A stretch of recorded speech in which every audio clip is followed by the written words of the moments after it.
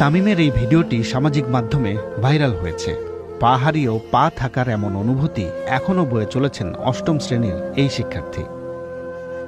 প্রথম যে টাইম আমার ওটিটা হয়, পা কাটে, ওইটার প্রথম 3-4 দিন আমি ঘুমাতে পারি না। মানে আমার মনে হতো যে আমার ফুল পাটা আছে, মানে কান্না করি। মানে এইখানে যে ব্যথাটা, এই ব্যথার চেয়ে আমার মনে হয় এইখানে ব্যথাটা বেশি, এই পায়ের এদিক দিয়ে।